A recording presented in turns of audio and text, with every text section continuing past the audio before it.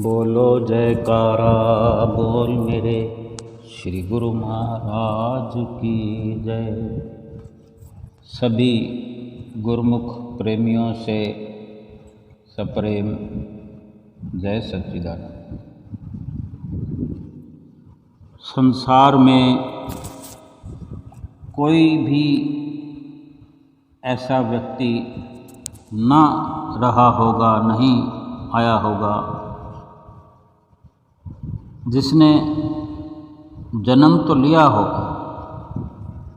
पर अपने जीवन में दुख ना भोगा हो, ऐसा कोई व्यक्ति ना रहा हो। यानी जो भी व्यक्ति संसार में जन्म लेता है, जन्म लेकर आता है, आया है या आएगा, कुछ ना कुछ दुख तो होता ही है। शरीर धारण करता है जो, उसे दुख तो आते ही हैं जीवन में। अनेक प्रकार के दुख भोगने ही पड़ते हैं। यानी ऐसे दुख जो होते हैं कि हम समझ नहीं पाते, क्योंकि ये विधाता की एक अपनी मौज है, अपनी एक अदालत है, जिस अदालत में हमारे पिछले जन्मों में किए हुए कर्मों का जो लेखा जोखा पेश होता है, उस पर जो दुख एक निर्धारण किए जाते हैं, दुख निर्धारित होते हैं कि हमने कैसे कैसे कर्म जाने में अनजाने में किए हैं, करते रहे हैं। दुख तो तभी आते हैं कि हमने कुछ ऐसे कर्म किए होते हैं जिससे कि दुख मिले, तकलीफ़ आए, और जो सुख भोगते हैं वो भी उनके अनुसार कर्म हम करते हैं सुखों वाले, तो सुख भी प्राप्त होते हैं। लेकिन जो अनेक प्रकार के दुख भोगने पड़ते हैं, दुखों से पूरी तरह छूटने का तो केवल एक ही उपाय है कि संसार में जो जन्म मिलता है, उस जन्म से छुटकारा मिले। जो भी जन्म हो, जैसा भी आज के बाद हमें जन्म मिलना है, हमारा प्रयास होना चाहिए कि वो जन्म रद्द हो जाए, जन्म लेना ही न पड़े। अगर जन्म लेना पड़ेगा या जन्म होगा हमारा, तो दुख भी आएंगे। इस प्रकार से जब तक विचार नहीं करें कि हम जन्म मरण के बंधन से छूट जाएं, जब तक ये विचार हमारे अंतःकरण में परिपक्व नहीं होगा कि हमने जन्मों से छुटकारा प्राप्त करना है, तब तक फिर जन्म भी प्राप्त होते रहेंगे और दुखों से भी पीछा नहीं छूटेगा। और सभी प्रकार के दुखों से पीछा छुड़ाना है तो इस प्रकार से विचार करना होगा कि जन्म मरण के बंधन से ही संपूर्णतया आज़ाद होना होगा। अगर नहीं तो फिर ये संभव नहीं हो सकता कि हम जन्म भी लें, हमारा जन्म होता रहे और दुख ना हो, शरीर पर कष्ट ना आए। ऐसा नहीं हो सकता। अब भी जिन जिन आत्माओं ने संसार में शरीर धारण कर रखा है, जन्म ले रखा है, उनको जन्म से लेकर मृत्यु तक सारे जीवन में दुख भी आएंगे, अशांति भी रहेगी, परेशानियां आती रहेंगी, हर तरह की समस्याएं आएंगी, आती रहेंगी। कुछ लोग सारा दिन अपनी समस्याओं को लेकर ही सदा समस्याओं का रोना रोते रहते हैं। ऐसे लोग कर्मों की जो गति है, कर्मों का जो लेखा जोखा है, उसका ज्ञान ना होने के कारण खुद तो दुखी रहते ही हैं और दूसरों को भी दुखी करते रहते हैं। कुछ लोग इन समस्याओं से अपने अंदर मन ही मन में जूझते रहते हैं और वर्णन भी नहीं करते। परमात्मा और शुभ चिंतकों के सहयोग से वे इस युद्ध में, इस दुखों की लड़ाई में जीत जाते हैं। क्यों उनके चेहरे पर सदा मुस्कान रहती है, प्रसन्नता दिखाई देती है। दुखों के होने पर भी, दुख तो सभी पर आते हैं, वो अपनी सोच के कारण, इस ज्ञान के कारण कि ये दुख हमें हमारे ही कर्मों के अनुसार, हमारी गलतियों के अनुसार हमें दुख मिला है, इस प्रकार का ज्ञान, और फिर उन दुखों से मुकाबला करने की आत्मशक्ति, क्योंकि वे हर समस्या में मुस्कुराने का कोई ना कोई अवसर ढूंढते रहते हैं, ढूंढ ही लेते हैं, कोई तरीका ढूंढ लेते हैं कि दुख में भी मुस्कुराते रहते हैं। तो हमको ये नहीं समझना है कि उन्हें जीवन में कोई दुख या समस्या नहीं है। दुख सभी को आता है, कष्ट परेशानी का आभास नहीं होता, महसूस नहीं होता, ऐसा नहीं है।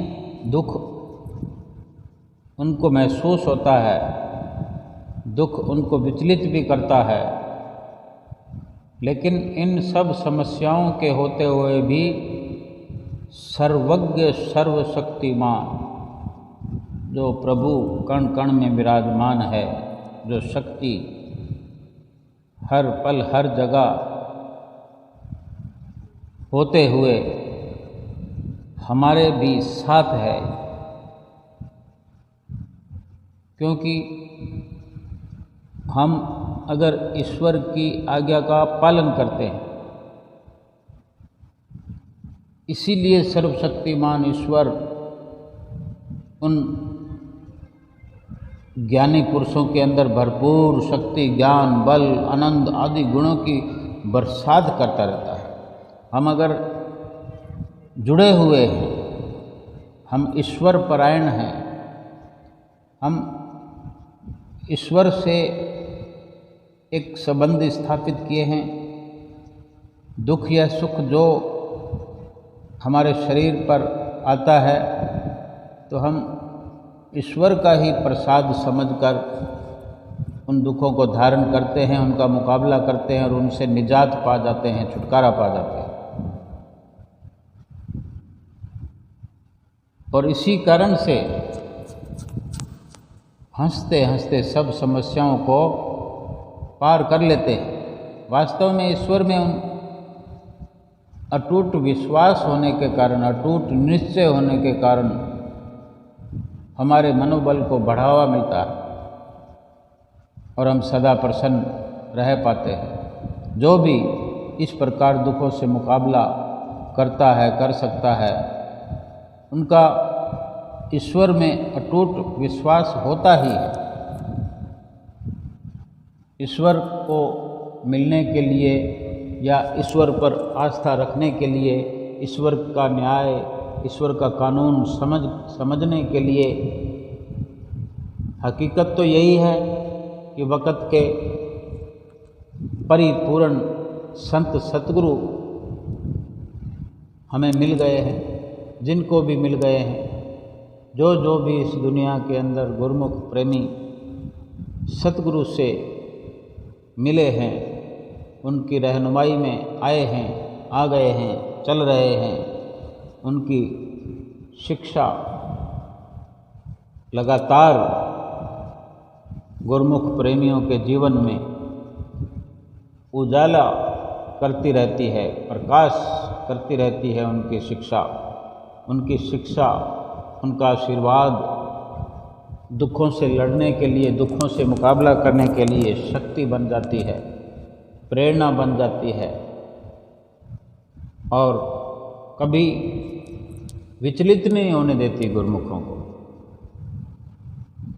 और अगर कहीं कमी है हमारे अंदर, कहीं भी किसी प्रकार की विश्वास की कमी है, आस्था की कमी है, कहीं जुड़ाव की कमी है कि हम पूर्ण तौर पर जुड़े नहीं हैं, आज एक बार फिर से हम महसूस कर सकते हैं, समझ सकते हैं भली भांति कि कहीं कोई कमी है तो उसका सुधार किया जा सकता है। हम देखते हैं रोज़मर्रा के जीवन में बहुत से साधनों के साथ हम जीवन जीते हैं। इस शरीर को बहुत सारे साधनों के साथ जिया जाता है। घर में काम आने वाले साधन, रसोई में काम आने वाले साधन, यानी जो प्रकाश की बात करें तो घर में उजाला करने के लिए जो लाइट का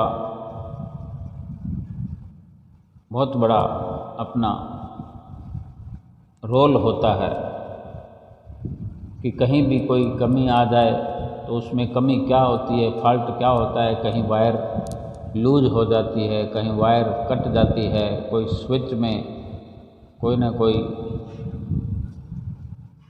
कमी आ जाती है। तो उसी प्रकार के इलेक्ट्रीशियन को बुला करके अपनी कमी, अपनी परेशानी बता करके वो प्रकाश फिर से हासिल किया जा सकता है।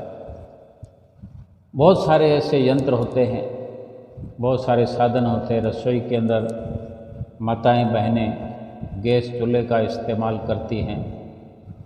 लाइट अगर ठीक भी हो, स्विच ठीक भी हो, वायर ठीक भी हो, तो और जो साधन, जो इस प्रकार के यंत्र हैं, गैस चूल्हा है, मिक्सी है, ग्राइंडर, जूसर है, और भी कुछ काम आने वाले होते हैं। तो कहीं भी कोई कमी हो तो फिर उसी प्रकार के मिस्त्री को, इलेक्ट्रॉनिक आइटम है तो वो उसी प्रकार के मिस्त्री के पास जाकर ठीक कराए जाते हैं और फिर से वो सुचारू रूप से काम करने लगते हैं और जीवन हमारा बड़े अच्छे से फिर से चल पड़ता है। कहीं मकान के अंदर मरम्मत कराना हो, कहीं पर दीवार में कोई दिक्कत होती है, फर्श में कोई दिक्कत होती है, या लकड़ी के दरवाज़ों में कोई दिक्कत होती है, कहीं कोई पेच ढीले हो जाते हैं, वो सारी उन वस्तुओं को उन्हीं उसी प्रकार के मिस्त्रियों के पास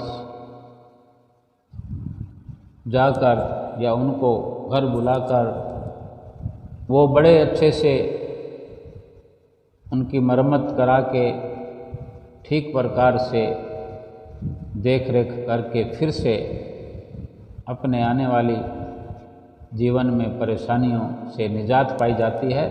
ये भी एक कर्मों का लेखा जोखा जो है, जो कहीं ना कहीं हमारे निजी तौर पर शरीर पर आने वाले दुखों की हम बात करते हैं, जीवन को जीने के लिए अपनी विचारधारा की बात करते हैं, अपनी सोच की बात करते हैं कि इसमें जो तकनीकी खराबी आती है, कुछ विचारों की कमजोरियां होती हैं, तो ये जो मालिक पर, भगवान पर श्रद्धा ना होना, विश्वास ना होना, मालिक पर आस्था ना होना, उनके साथ रहने का अवसर ना मिलना, ये ज़रूरत जो है हमारी शरीर के अंदर और बाहर जितने भी ऊर्जा को ठीक से सुचारू रूप से चलाना हो, तो हमारे अंतःकरण को भी अगर कहीं बिगड़ा हुआ है, कोई अवरुद्ध हो रहा है, कहीं पे कोई बाधा है, तो ये वक़्त के संत सतगुरु इसके इलेक्ट्रीशियन भी हैं, प्लम्बर भी हैं। अगर पानी का कहीं जैसे होता है, परेशानी होती है, दिक्कत होती है, तो प्लम्बर को बुलाना पड़ता है। यानी सतगुरु हमारे शरीर के अंदर और बाहर के वातावरण को ठीक करने के लिए हर प्रकार के मिस्त्री हैं, डॉक्टर हैं, इंजीनियर हैं, अकाउंटेंट हैं, यानी जितना भी हम वर्णन कर सकते हैं कर लें, लेकिन फिर भी हमारे वर्णन से बाहर उनकी शक्ति है, ताकत है, क्योंकि वो सतगुरु के रूप में पार ब्रह्म परमेश्वर है, सतगुरु के रूप में ईश्वर है, नर रूप में नारायण है। और ठीक करने के लिए हम स्वयं विचार करें कि कहाँ दिक्कत आती है, क्यों परेशानी आती है। जब हम गुरुमुख प्रेमी तो जुड़े हुए हैं, तो कहीं ना कहीं जो जुड़ाव है उसमें कमजोरी आ जाती है, विचलितता आ जाती है, मन भटकाव में आ जाता है, हमारा जुड़ना जो जुड़ाव है वो कमज़ोर नज़र आता है, कहीं होने लगता है, मन अनमना होता है। जब भी हम अगर हमें गुरुमुख प्रेमियों को जो समझाइश होती है, हमें समझाया गया है, हमको अच्छा जीवन जीने के लिए या लोक परलोक संवारने के लिए इतना बड़ा एक लाभ प्राप्त करने के लिए जो होमवर्क दिया गया है, जो रख रखाव करने के लिए हिदायत दी गई है कि नित्य प्रति 5 नियमों की पालना करनी है, 2 घंटे भजन अभ्यास करना है, तो हम अपने भीतर और बाहर से जो जुड़ाव हमारा हुआ है, हमने किया है, हम देखें किस प्रकार से किया है। ये जुड़ाव कोई वायरिंग का तो है नहीं, कोई किसी प्रकार की बनावट का, किसी आडंबर का तो है नहीं। यह है अपने विचारों का, अपनी सुरती का, अपने ध्यान का, कि ध्यान की एकाग्रता जो भंग हो रही है उसके कारण जो मन विचलित होता है। क्या कारण ऐसा रहा कि कहीं संसार में रहते हुए घर बार में कहीं कोई जैसे दुविधा आती है, परेशानी आती है, कोई दुख आता है, तो वहाँ से जो हमारा मन है विचलित होता है, जो ध्यान है वहाँ ध्यान भटकता है। तो हमको ये सुनिश्चित करना होगा कि ध्यान हमारा ना भटके। ध्यान भटकने से दुख 4 गुना हो जाएगा, 10 गुना हो जाएगा। और जहाँ जैसा हमारा विश्वास बना है उसको दिन प्रतिदिन हमने मजबूत करते जाना है। हर वक्त उसको चेक करना है कि हमारा विश्वास गड़बड़ा तो नहीं रहा। हम नित्य नियमों की पालना तो करते हैं, श्री आनंदपुर जाते हैं, श्री प्रयाग धाम जाते हैं, कुटिया पर, आश्रम में, सब जगह जाते हैं, लेकिन संसारिक कहीं किसी तरक्की में बाधा हो जाए, या तो नौकरी लग न रही हो, या ब्याह सगाई हो न रही हो, या होकर छूट जाए, या नौकरी लगी लगाई छूट जाए, या इस प्रकार की बहुत सारी संसार की गतिविधियां हैं जो जीवन में हमारे साथ जुड़ी हुई हैं, हमारे जीवन को प्रभावित कर सकती हैं। तो हम ये देखें कि कहीं किसी काम ना बनने के कारण हमारा विश्वास डोल रहा है, हमारे अंदर इस प्रकार के विचार बड़ा एक रूप बना रहे हैं कि ये हमारा अगर काम धंधा मंदा हो गया, 4 दिन कमाई में कमी आ जाती है, और जो नौकरी लगी हुई हो छूट गई हो, तो हम ऐसे कमज़ोर ख्यालों में आ जाते हैं कि फिर क्या फ़ायदा हुआ सतगुरु से प्रीत लगाने का, सतगुरु का ध्यान करने का, नित्य नियम करने का, भजन अभ्यास करने का, फिर क्या लाभ हुआ जब हमारा काम ही नहीं बन रहा, ब्याह सगाई नहीं होती, हमारे बच्चों की ब्याह सगाई नहीं हो रही, हमारे अड़ोस पड़ोस में जो कुछ लोग नास्तिक हैं, बिल्कुल से कुछ ईश्वर परायण न होने के कारण भी उनके घर बच्चों की ब्याह शादी हो जाती है। हमारे साथ ऐसा क्यों हुआ कि हम नित्य नियम की पालना करते हैं फिर भी हमारे काम नहीं होते, यानी हम उनसे मिलान करने लग जाते हैं। ये पहले ही संतों महापुरुषों की वाणियों से सुनिश्चित हो गया है, शास्त्रों में भी वर्णन है कि जिसने भी जन्म लिया है उस पर दुख आएंगे। दुख तो आएंगे ही, अगर जन्म लिया है तो दुख आएंगे, लेकिन हम अपने दुख को बहुत बड़ा बना देते हैं। जब सब कुछ कर्मों से निर्धारित होता है तो हमारे बच्चों की ब्याह, सगाई, शादी वो उन्हीं के कर्मों से निश्चित हुआ है, हो चुका है। केवल हमको एक दृष्टा बनकर मौन उस बारे में धारण करते हुए केवल देखते रहना है कुदरत का कानून, कुदरत का न्याय। हम करने कराने वाले कौन होते? अगर हम कर सकते होते फिर तो कोई बात ही नहीं थी। अगर हम नहीं कर सकते फिर कोई बात ही नहीं है। जब करने कराने वाला वो है, ईश्वर है, सतगुरु हैं, और वो वही करते हैं जो हमारे कर्मों के अनुसार हमारे लिए निश्चित कर दिया है पहले ही निश्चित होकर आया। हमारा प्रारब्ध बन के आया, हमारा बायोडाटा बन के आया है कि हमारा किस वक़्त, कब, किस घड़ी में, कौन लगन में हमारी शादी होने वाली है, सगाई होने वाली है, टूटने वाली है, बनने वाली है, जुड़ने वाली है, किस वक़्त हमारी आर्थिक तंगी दूर होने वाली है, किस वक़्त आर्थिक तंगी शुरू होने वाली है। उस वक़्त सब्र की ज़रूरत है, धीरज धारण करने की ज़रूरत है, ज्ञान उस वक़्त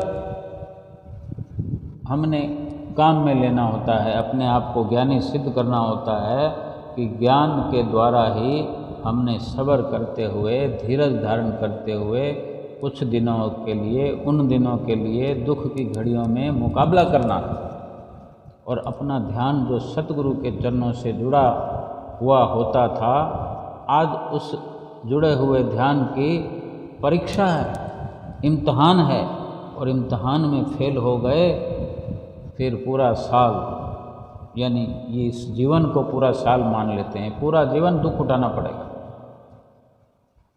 अपने जुड़े हुए ध्यान को परीक्षा के वक़्त मजबूती से जोड़े रखना, जो हमारा विश्वास था सतगुरु के प्रति, दुख की घड़ियों में उसको बनाए रखना।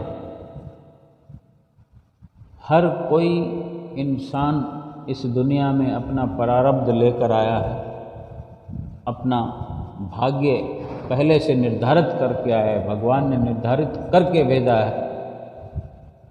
हाँ, ये अगर कोई विचार मन में लाता है, किसी के अंदर ये विचार पैदा होता है कि फिर सब कुछ करा है तो फिर हम आए किस लिए, फिर हमको क्या करना है। ये भी संतों महापुरुषों ने सुनिश्चित कर दिया हमारे लिए कि हमको आगे के लिए करना। जब पहले से फिक्स होकर आया है, पहले से निर्धारित होकर आया है, और आज हम कुछ नहीं कर पा रहे हैं, हम अपने कर्मों के अनुसार मजबूर होकर हम केवल प्रारब्ध के अनुसार ही दुख या सुख, शरीर पर आने वाले, जीवन में आर्थिक तंगी या आर्थिक लाभ हम प्राप्त कर रहे हैं, हमारे करने से बदलाव नहीं हो पा रहा है। तो ये निश्चित हुआ कि हमने जो कर्म किए हैं उसके अनुसार कुदरत ने, हमारा विधाता ने हमारा भाग्य लिख करके भेजा है। तो हमको इस जीवन में उसमें हस्तक्षेप, उसमें किसी प्रकार का हस्तक्षेप न करते हुए, उसके लिए न चिंतित होते हुए, आगे के लिए हमने चिंतित होना है कि इस जन्म में वो कार्य किए जाएं, उस प्रकार से किए जाएं कि फिर अगर अगला जन्म मिलता है तो उसमें आज दुख जो नज़र आते हैं, उन दुखों का आगे नामो निशान भी ना रहे, और हो सके तो सतगुरु की रहनुमाई में रहकर जो हमने अपने ध्यान को सतगुरु के चरणों में जोड़ा है, अपने विश्वास को सतगुरु के साथ पक्का किया है, अटल विश्वास सतगुरु के चरणों में हमारा हुआ है, तो वो अटल बना रहे। अगर कमी है तो उसको पूरा करना है और उनकी प्रेरणा से वो कर्म हमको करना है, निष्काम कर्म करना है, निष्काम भक्ति करना है, भक्ति भजन करते हुए, नित्य नियम करते हुए, भजन अभ्यास करते हुए जन्म को ही हम अंतिम विराम देने की कोशिश करें।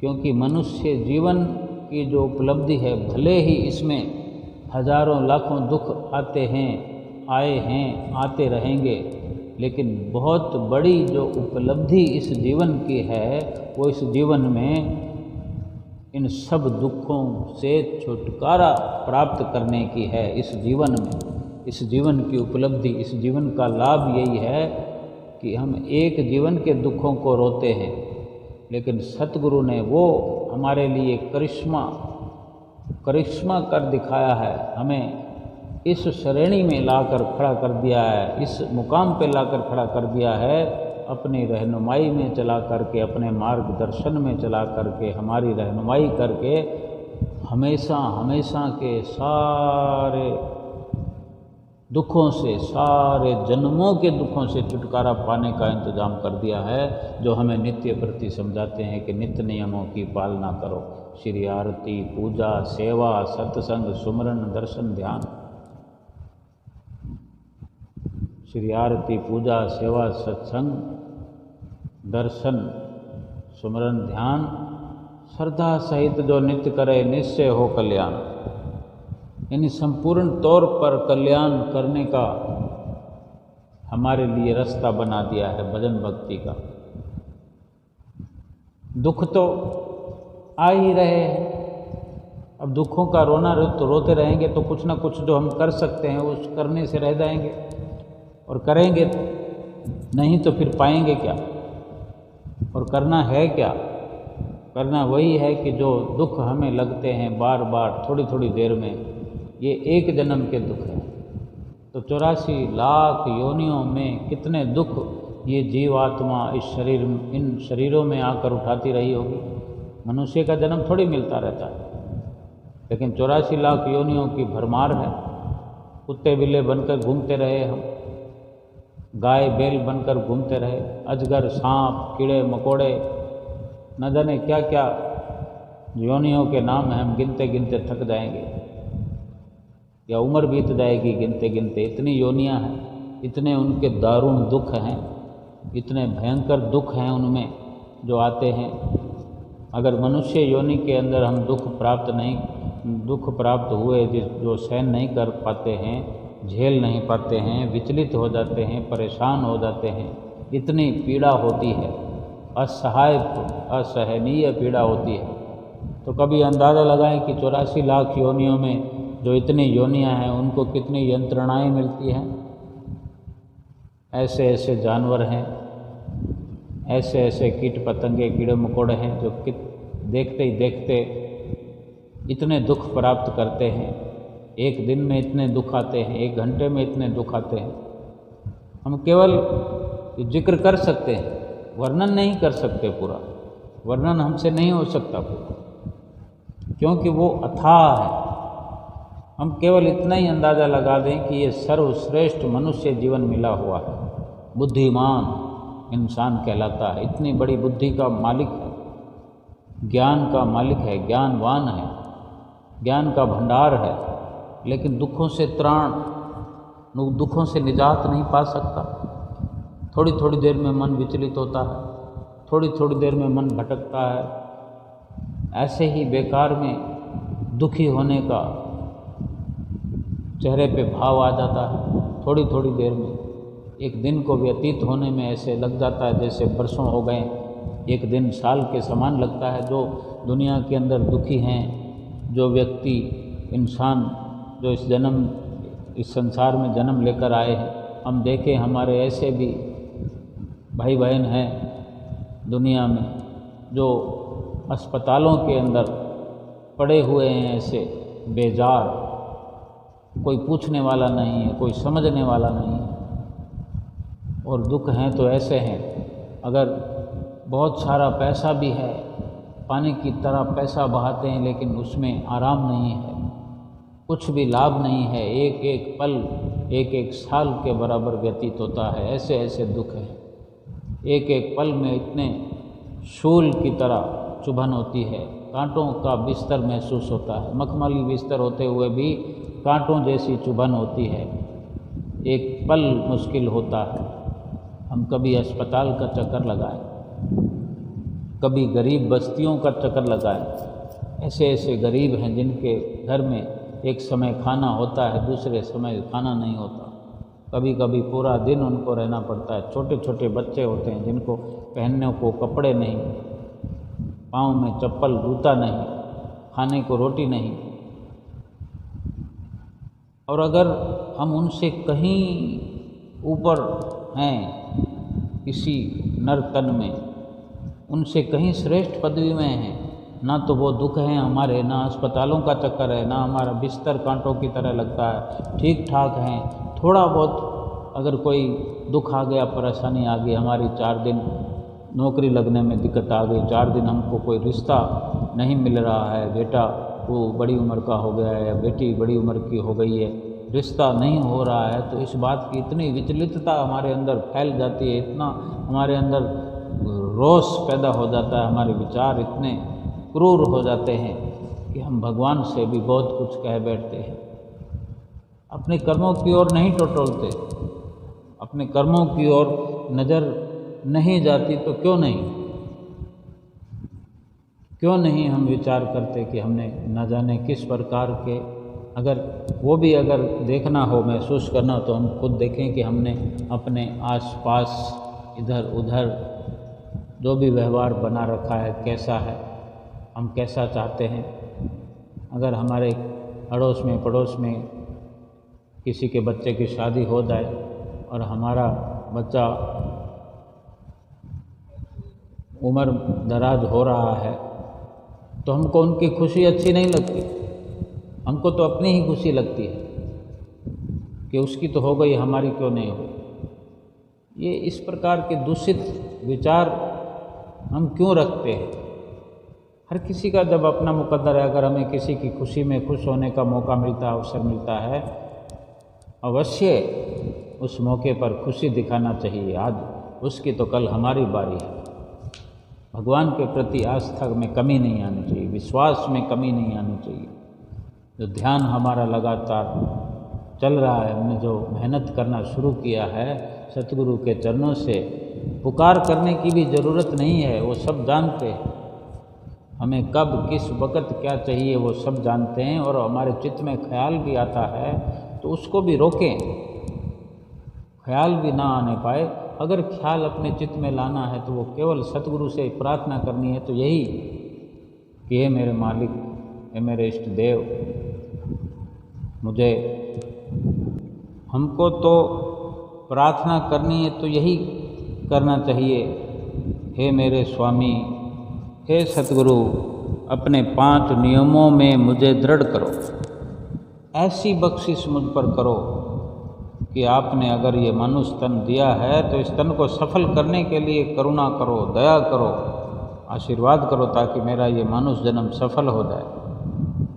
यही फरियाद हमें नित्य प्रति करनी चाहिए, बार बार करनी चाहिए, पुकार करनी चाहिए सतगुरु के चरणों में कि मैं जब भी आरती करूं तो मेरा मन पूरी तरह आरती में ही एकाग्र हो जाए, लीन हो जाए, इधर उधर भटके ही नहीं। ऐसी पुकार भी करनी चाहिए और ऐसा प्रयास भी करना चाहिए। हर वक्त जिह्वा पर ये आवाज़ हो कि हे सतगुरु, आपकी कृपा से ही ये संभव हो सकता है, आप ही कर सकते हैं, आपकी दया से ही मेरा मन काबू में आ सकता है। इसलिए आप कृपा करो कि मेरा मन भटके ही नहीं, मेरा मन आपके चरणों में, आप ही का कार्य करते हुए, आप ही की लीलाओं का चिंतन करे, एक एक शब्द पर ध्यान देता हुआ आप ही को याद करे, आप ही का सिमरन करे। ऐसे मेरे मन की ताकत बना दो। हे मेरे स्वामी, दया ऐसी करो कि ना मैं आपको बिसरूं ना आप मुझे बिसरो। आप भी मुझे याद रखो, मैं भी आप पर विश्वास रखूं, आपको याद करता रहूं।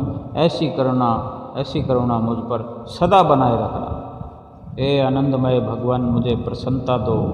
हे मधुरमय प्रभु, मुझे मधुर वाणी दो। हे परम पावन परमात्मा, मुझे हृदय की पवित्रता दो। मेरा मन पवित्र हो जाए, मैं हमेशा के लिए अपने मन को पाक साफ कर पाऊँ। ये आपके आशीर्वाद से संभव है, क्योंकि गुरुमुख प्रेमी भली भांति अगर विश्वास करते हैं तो ये भी उनको एक परिपक्वता विचारों की उनकी यह है कि छू ले जो तेरे चरणों की धूल सतगुरु जी, छू ले जो तेरे चरणों की धूल सतगुरु जी, वो मिट्टी भी सोना बन जाए। एक नज़र जिस पर पड़ जाए तुम्हारी, वो कंकर को ही नूर कहलाए। खाली दामन भर देता है तो मुराद पूरी कर देता है। ऐसा विश्वास है गुरुमुख प्रेमियों का कि खाली दामन भर देता है तो मुरादें पूरी कर देता है। जब देने पर आता है तो लिखा हुआ तकदीर का भी बदल देता है। लेकिन इस प्रकार के अल्फाज हम सतगुरु के प्रति अर्पण करते हैं, उनके चरणों में फरियाद पुकार करते हैं, तो ऐसा अटल विश्वास भी हो। उनकी जो कृपा हम पर पहले से बरस रही है, जो हमें उन्होंने एक कार्य दिया है करने के लिए, नित्य नियम करने के लिए दिए हैं और आश्वासन दिया है, लोक परलोक का जिम्मा ले लिया है कि जो 5 नियमों की पालना करते हैं उनके लोक और परलोक के जिम्मेवार सतगुरु बन जाते हैं। फिर कोई कार्रवाई बाकी तो नहीं रही कि हम सतगुरु से क्या करवाना चाहते हैं। जिन्होंने परलोक का हमारा जिम्मा ले लिया है, ये लोक तो छोटा सा है ना, थोड़ा सा समय है, थोड़ा अवसर है, इसकी कोई ताकत नहीं रह जाती। फिर इस लोक में कोई ऐसी शक्ति नहीं रह जाएगी कोई जिसके कारण से हम पर दुख आ जाए, हमारा मन भटक जाए, हमको किसी प्रकार की पीड़ा हो जाए, कोई संशय हो जाए, कोई भ्रम हो जाए। अगर 5 नियमों की पालना करते हैं तो फिर कुछ भी इस प्रकार की पीड़ाएं हमारे जीवन में नहीं रहेगी। हम बड़ी तेज़ी से और बड़े खुश प्रसन्न होकर के इस लोक का सफ़र तय करते हुए परलोक को भी सुहेला कर सकते हैं। अपने स्वभाव को अच्छा बनाए, अपने मन को अच्छा बनाए, अपनी सुरती को साफ करें। स्वभाव जो है इंसान की अपनी कमाई हुई सबसे बड़ी दौलत है। कितना भी किसी से दूर रहें, हम अपने अच्छे स्वभाव के कारण किसी न किसी पल यादों में आ जाते हैं, याद कर बैठते हैं और हमारा स्वभाव इतना अच्छा हो गया है कि हमें सतगुरु से हार्दिक विशुद्ध प्रेम है। तो हर वक्त सतगुरु की ही याद हमें आती रहे और सतगुरु भी हमें याद करते रहे। अगर हम सतगुरु की याद अपने जहन में बिठाते हैं, अपने अंदर बना के रखते हैं, तो सतगुरु भी हमें याद करते हैं, हमारा ध्यान करते हैं, हमारा ख्याल करते हैं कि हमारे गुरुमुख, हमारे प्रेमी कहीं दुखी तो नहीं है। और हमें अगर सतगुरु इस नज़रिए से देखते हैं, इतना ख्याल करते हैं, तो हमें अपने दुखों की चिंता करने की क्या ज़रूरत है। हमें तो केवल उनकी आज्ञा का पालन करना है, हमारा धर्म बन जाए उनकी आज्ञा का पालन करना। और वैसे भी ये उक्तियाँ हमने बचपन से सुनी है कि सेवा और भलाई सभी की करना, मगर आशा किसी से भी नहीं रखना। अगर किसी की सेवा करने का अवसर मिलता है, मौका मिलता है, किसी भी प्रकार की सेवा के लिए, भलाई के लिए, उसके बदले में आशा रखने की ज़रूरत नहीं है। क्योंकि दुनिया में कोई नहीं जो हमारे किसी उपकार का, सेवा का बदला दे सकते। क्योंकि सेवा का वास्तविक मूल्य, उसका बदला केवल भगवान, सतगुरुदेव भगवान ही दे सकते हैं, इंसान नहीं। लेकिन इंसान की सेवा करके, इंसान का भला करके सतगुरु की प्रसन्नता ही मिलती है। और सतगुरु की अगर प्रसन्नता मिलती है फिर इससे बढ़कर इस दुनिया में हमारे लिए कोई उपहार नहीं, कोई लाभ नहीं, कोई गिफ्ट नहीं।